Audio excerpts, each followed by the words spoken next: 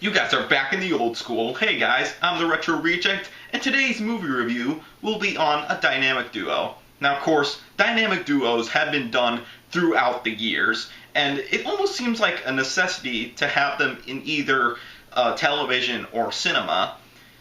For example, some dynamic duos, like in my last movie review, I did Wallace and Gromit. There's also Batman and Robin, and for Pete's sake, I even have my own dynamic duo with Titanosaurus and Mechagodzilla. But this dynamic duo is very iconic and well beloved, and that duo is of Shaggy and Scooby-Doo. Wait a minute, Retro Reject. Shaggy and Scooby-Doo are never featured in a movie where they're just by themselves. They're always with the mystery gang. What kind of movie are you going to review then? Well, you are correct, reaction to me pretending to be the audience. Scooby-Doo and Shaggy have never really appeared in a movie where they haven't been with the other mystery gang. But back in the 80s, Hanna-Barbera, the people who made the Scooby-Doo cartoons, as well as many other iconic cartoons we remember, decided to put Scooby-Doo and Shaggy in a couple of movies where they were just by themselves, solving mysteries. And what in this one movie we're going to be reviewing is Scooby-Doo Meets the Boo Brothers. And I remember watching this movie as a kid, and I remember loving it. And of course, with every movie review I do, it has to be something from my childhood that I remember. And of course, we always look at to see if it still holds up today, or it doesn't. So, without any further ado, let's get on into it! So the movie begins with a letter flying in on a gust of wind from Shaggy's uncle. And it says that he's giving Shaggy his inheritance of owning a mansion that is down the south. Now, how convenient that his uncle is giving him a place to live when the place that Shaggy is currently living in is now being haunted by a curtain ghost.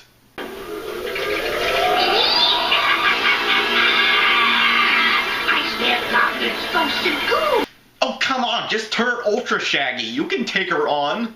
So the next morning, as they're driving along, we get to see how old this cartoon was, when we get to see Shaggy is wearing a red shirt and not his green shirt, and also they're bringing another member on this vacation, and that is Scrappy-Doo. Quit messing around, Scooby! How much farther is it to the Beauregard Road turnoff? I'm walking! Let me help you, Uncle Scoob. Come on! Where's Beauregard Road? Okay! So after Scooby-Doo successfully directs Shaggy of how to get to the mansion, we get to see one of the biggest problems I have with this movie, and that's their depiction of the South. Now, I come from Florida, so this kind of hits a little bit there. And basically what this scene is saying is that if you go driving at night in the South, it's basically going to be one giant creepy forest. Which, actually, that one's kind of true. But believe me, it gets worse. They continue driving down along the road, but Scooby accidentally destroys the map. They're driving along with no map and basically lost, and Scooby-Doo gets a little bit freaked out because he sees what he thinks is a giant monster, and Shaggy's truck gets stuck in the mud. So Shaggy asks Scooby and Scrappy to go outside and push the car, and then only Scooby-Doo sees the giant ape again, so he pushes the car and then Grand Theft Auto Shaggy's truck. And that, of course, attracts the attention of the local sheriff. Alright, just pull that thing over to the side of the road there, Tony.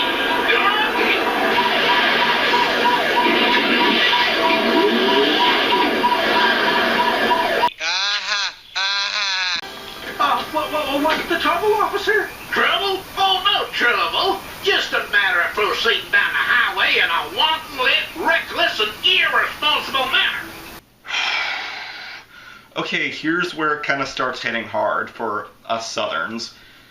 Basically, that's just an insult to us with the Southern accent. Now, believe me, some people do talk like that down in the South, but it's not everybody. I'm not ashamed of my Southern accent, but what the sheriff is doing right now is downright insulting, because not every Southern is like, oh yeah, we're gonna go outside and we're gonna drive our pickup trucks and yeah, let's get her done. Anyway, the sheriff then explains to Shaggy of how to get to the Beauregard mansion, but he warns them not to go there because the place is haunted by a ghost, which of course Scooby and Shaggy are extremely afraid now, but Scrappy is very enthusiastic to go. So Scooby, Shaggy, and Scrappy continue on their way to find the mansion, but they get stopped at a dead end. Well, that settles it. We're going back home. Wait, Shaggy, look! The road leads along. Yeah, Scrappy, but did you not see the bushes move? The pathway leads to a graveyard, which now they're driving around and still trying to look for the mansion. Scrappy is obviously excited because he wants to see Ghost, but Shaggy tells him that there's no such thing as Ghost. But who shows up? The Headless Horseman. Oh, sorry, I'm in the wrong movie. I'm just looking for Ichabod Crane. So everybody's basically freaked out that they're being chased by the Headless Horseman, and then they run into a ghost wolf, or I don't know if it was a regular wolf, and then they run into... Go back! Way this way! Okay! I completely forgot that there was a Confederate general in this movie. As they're trying to drive away from the ghost, they finally stumble upon the Beauregard mansion, but Shaggy's like, oh, Zoinks Scoob, I don't want to stay here! So they try to drive away, but their truck gets stuck. So they have no choice but to try to go inside the mansion to hide from the ghost. And they run into this guy.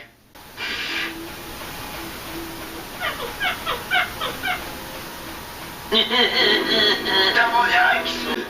Who are you? I'm Farquaad. Whoa, okay. What did this guy just say his name was? Farquaad. Can you say it again? Farquaad. Okay, how many movies am I going to review when it sounds like, when a character is saying something, it sounds like something completely different? Because basically, it just sounds like he's saying this. Farquaad. I don't know who looks nuttier, or that picture of the old colonel. Yeah. Don't worry, it won't hurt you. Ghosts can't hurt anyone. Yeah, that's 7 years bad luck. So far, I'm not going to even try to say his name. The butler tells Shaggy that he is the owner of the mansion now, even though he has, the butler says that he was supposed to be the owner of the estate, and including all of the family jewels, which are hidden somewhere within the mansion. But Shaggy is not so eager to own this place, knowing that it is surrounded by ghosts, so he tries to leave. But Shaggy, are you kind of forgetting that your own house is being haunted by a curtain ghost? Listen, Goggle Eyes, if there's any jewels around here, they belong to Shaggy, right? Never mind, Scrappy. Listen, Mr. I think we'll just be getting on back home. But Shag! Then the sheriff shows up, which then he explains why he's there, because he's trying to look for the ape, which then some shenanigans happen where Scooby-Doo is hiding within a closet where the ape is actually now inside the house. But then when they go to investigate to see where the ape is, there's a stuffed ape within the closet as well, so everybody's not believing Scooby to think that there actually is an ape within the house. Okay, this guy hunted and stuffed animals? Okay, that's just cruel. And thankfully it wasn't a lion, because Nala would get offended. And also, Shaggy's not believing Scrappy when he finds a ring that has an inscription inside it saying that for my nephew Shaggy, making Scrappy believe that there are actually some jewels somewhere at the mansion. But Shaggy does not want to stay, but he can't leave because he's finding out that his truck is sinking in some mud. Oh boy, now I'm sinking! Come on, Shaggy, just use your superpowers. You can make it out of some mud.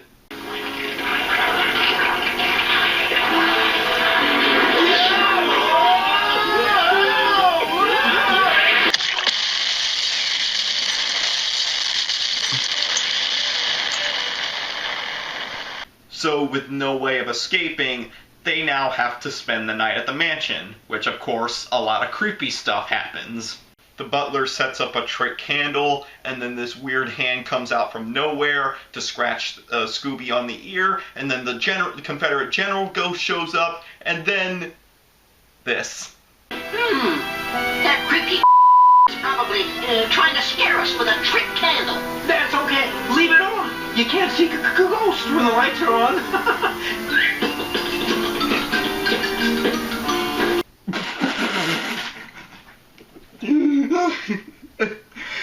Okay, those pants can get jiggy with it. With Shaggy and Scooby obviously being afraid of everything that's going on, Scrappy decides to come up with the idea, knowing that there's something strange happening in this neighborhood. He decides to call the Ghostbusters!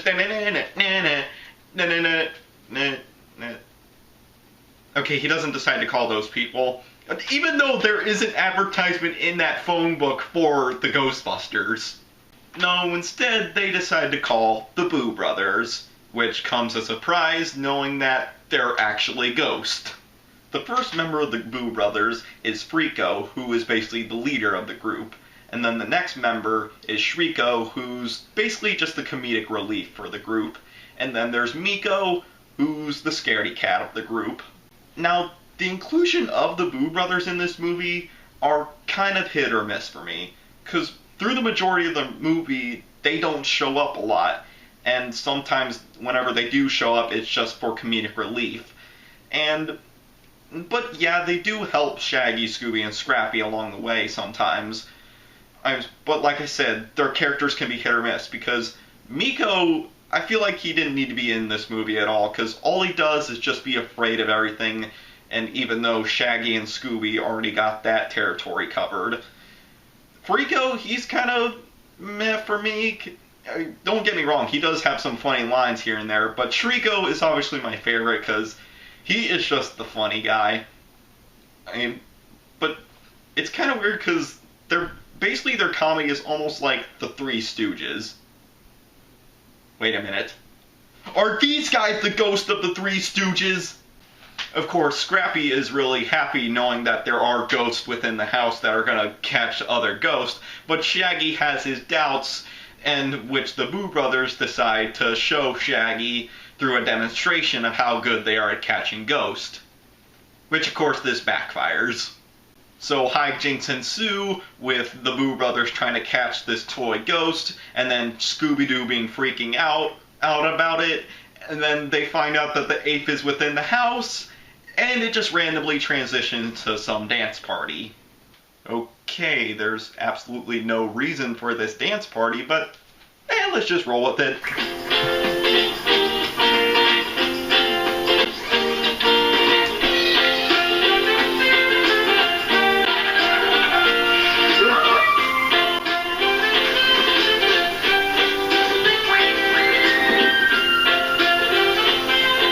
We're also introduced to a new character, Sadie Mae Stroggins, and of course she has the stereotypical southern accent, and she's basically dressed up in rags. But I'm kind of glad they didn't take the stereotype of a southern girl, so yeah, she's not that bad. But she does have a thing for Shaggy, though. What for y'all doing trespassing around here, fella?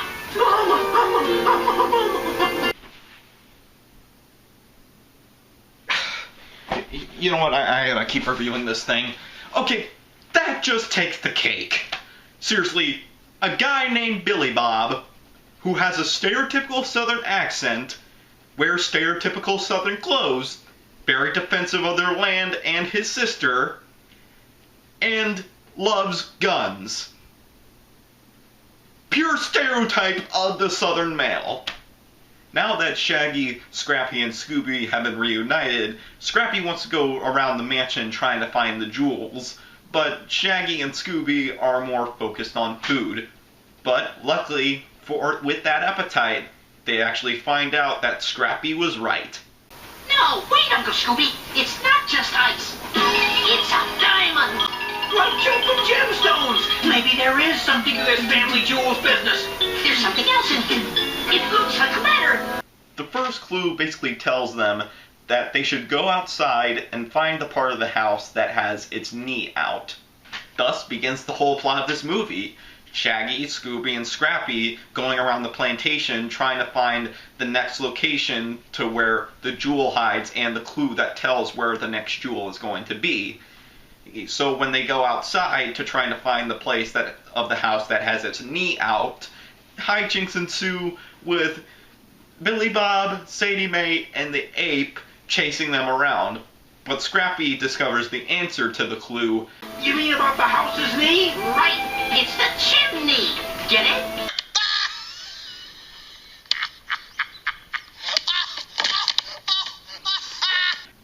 Yeah, expect the Woody laugh to be happening a lot in this review. They finally make it onto the roof, and they do find the jewel and the clue on the chimney. But they also find the next ghost.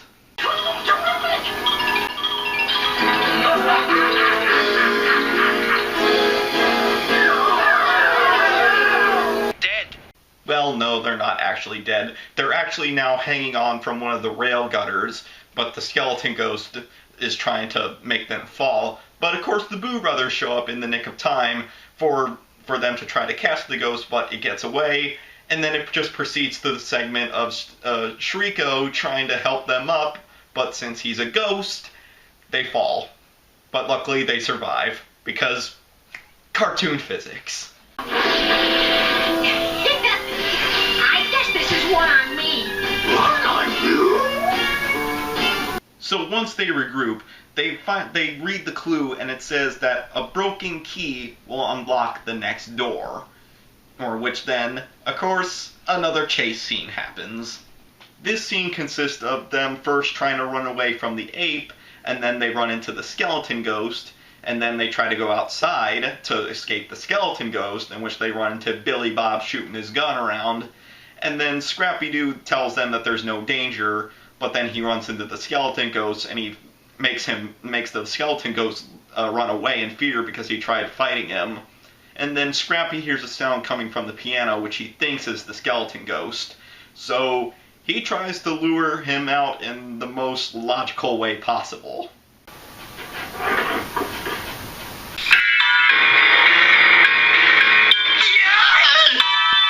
Gee, guys, I'm sorry. I thought the ghost was hiding in there. Well, he wasn't. And look what you did. You broke a key. But I didn't. What the?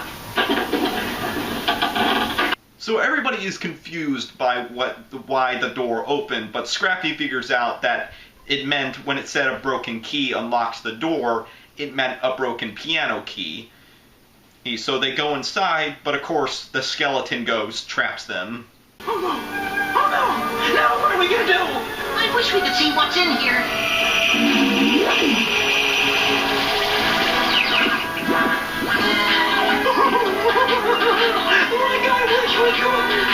Now, it looks like they're in real trouble, but it turns out it's just Shriko, and the Boo Brothers meet them inside. But then they find the next clue to where the next jewel is. It says, look for a relative who is quite old, whose face cannot look, and whose hands cannot hold.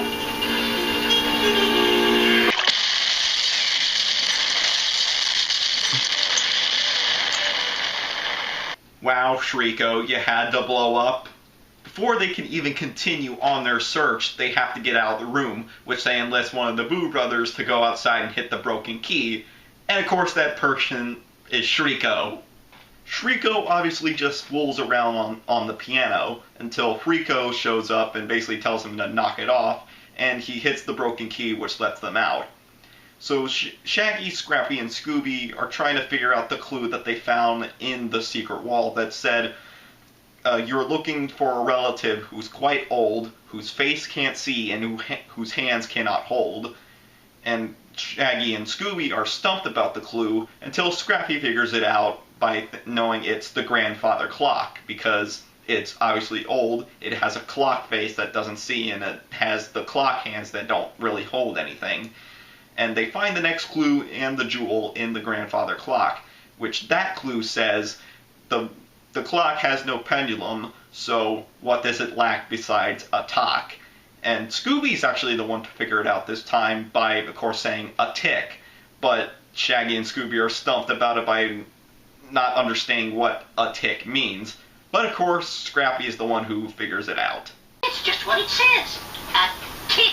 That's where we gotta look. In the attic. Attic.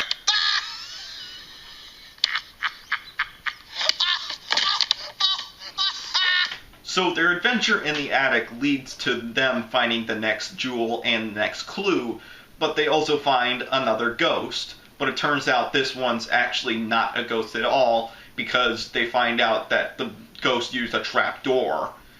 The gang retrieves the clue from the attic and they go downstairs to read it, which says, "Don't look any higher, just think what you are when you're not the buyer." And then they hear a sound coming from the front door, but it just turns out it's the butler. But we learned something about him. There, that's fixed. Oh, like it's just Huh? Look.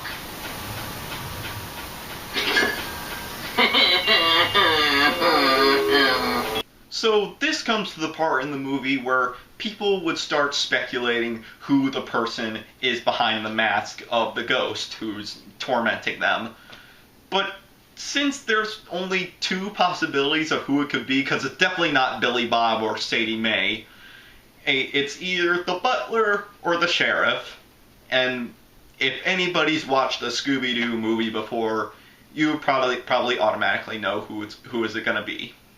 Luckily, Scrappy is able to steal the jewel back from the butler, but then the gang runs into the Boo Brothers again and the Confederate General Ghost, which, of course, leads to another chase scene, and a few audio mistakes. Quick, guys, over here. And watch that first step. Hey, General! Catch! The whole chase scene does lead Scrappy and Scooby and Shaggy into the basement, and Scrappy reveals that's the place where they should be next. Sure. Don't you remember? It said, "What are you when you're not the buyer? You're the seller. Get it? Seller."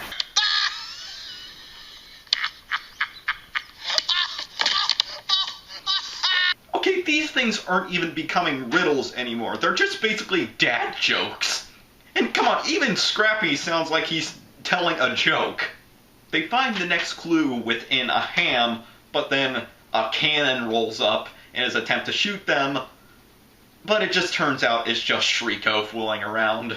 So the clue in the basement tells them that they need to find a stone that you would wear as a hat to find the next location for the jewel and clue. And Scooby and Shaggy don't understand what it means, but Scrappy, of course, Scrappy is the one who figures it out.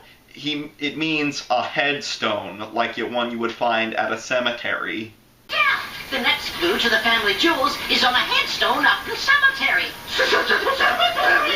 Wow, this is like almost halfway through the movie, and there's something that Shaggy always says, but he hasn't said it yet.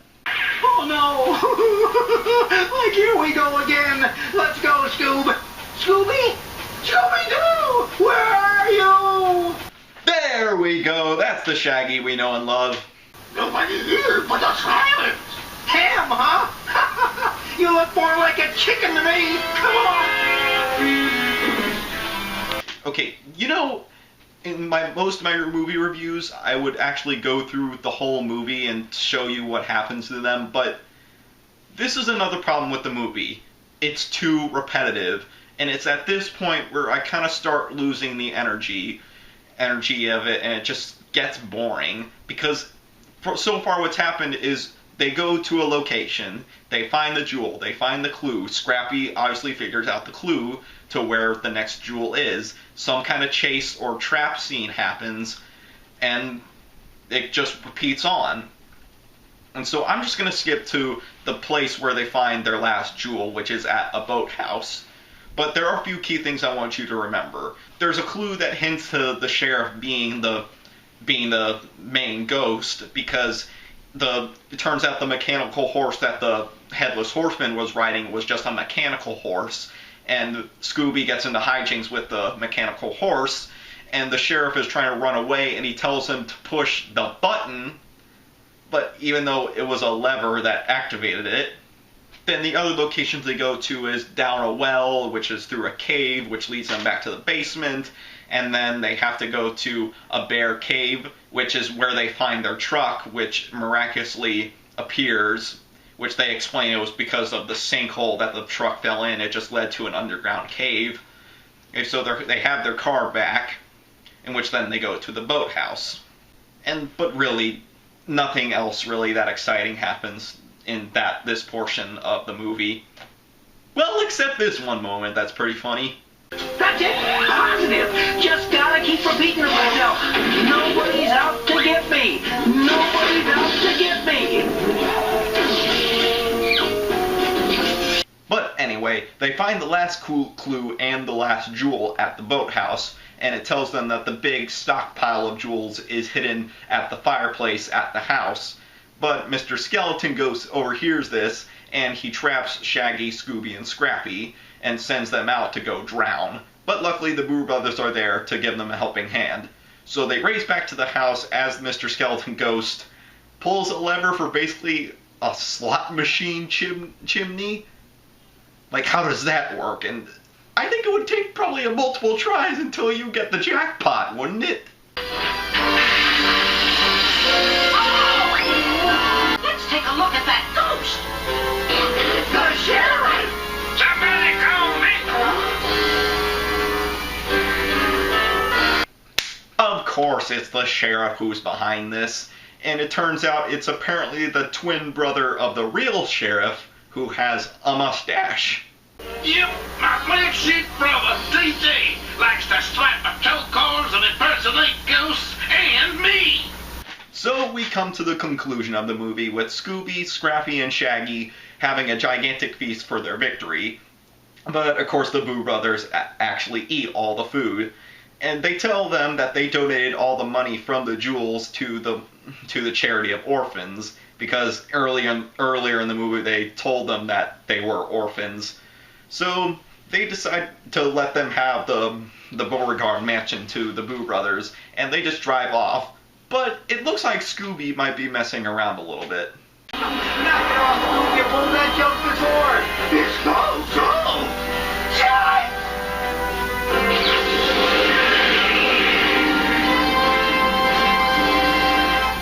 And that was my movie review of Scooby-Doo meets the Boo Brothers. And I have to admit, it's still pretty entertaining, and it's a good Scooby-Doo movie.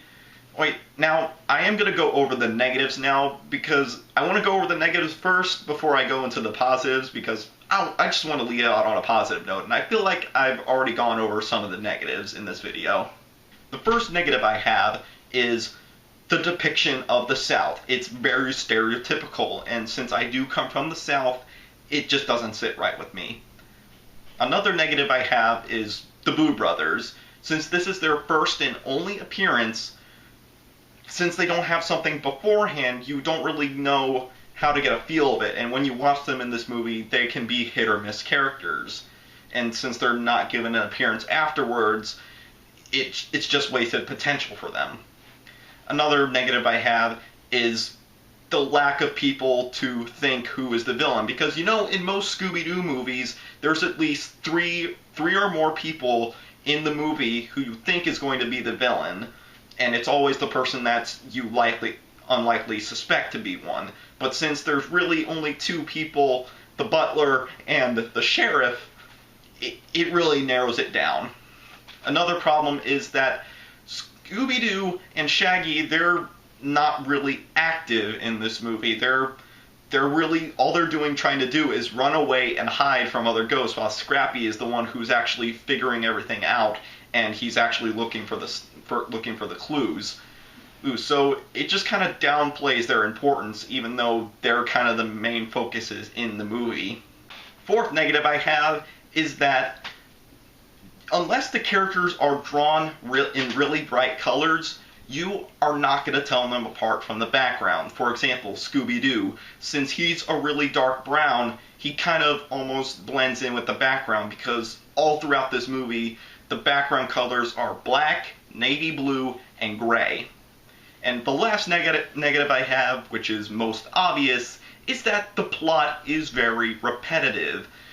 Scrappy, Shaggy, and Scooby-Doo, they go to one place around the mansion, they look around for a clue, they find it, they have to decipher the clue, which most likely Scrappy is the one to do that, so then they go to that location, but in the middle of that there's either a chase scene or they get trapped. Now, of course, let's end on the positives. So the first positive I have is the comedy in this movie. From both the Boo Brothers and Shaggy, Scrappy, and Scooby, it's really good in this movie. And even though most of the Southern characters are very stereotypical, some of the stuff they do in this movie is pretty funny. And another positive I have is that the abundance of having Shaggy, Scrappy, and Scooby in this movie, because usually for me, Fred, Velma, and Daphne are kind of just like sometimes meh characters to me. I mean, don't get me wrong, some of them are like they are really good in some ways, but it's just since everybody loves Shaggy and Scooby. Scrappy is hit or miss, but in this movie, he's very entertaining and very useful. Another positive I have is, even though I did say the plot was repetitive, I didn't say it wasn't entertaining, because throughout all the repetitiveness of this, they keep you entertained. Shaggy, Scrappy, just everybody in this movie keeps you entertained through the parts that may seem a little bit boring. And finally, the last positive I have is that this Scooby-Doo movie still leaves you with a lot of questions. For example, like, some of the ghosts within this movie were actually real, like the Confederate General ghost. And, I mean, what about that hand that scratched Scooby's ear in that one scene, and also Shaggy's pants? And so that was Scooby-Doo meets the Boo Brothers. It's a little bit stereotypical and can be repetitive at some times, but it can keep you entertained through the whole thing. So yeah, I recommend to give this a watch, because it is a good Scooby-Doo movie. And with that being said, if you like this video, don't forget to like, comment, subscribe, whatever the heck you want to do. And maybe hit that little bell icon to get notified when the old school is back in session. And with that being said, the old school is out!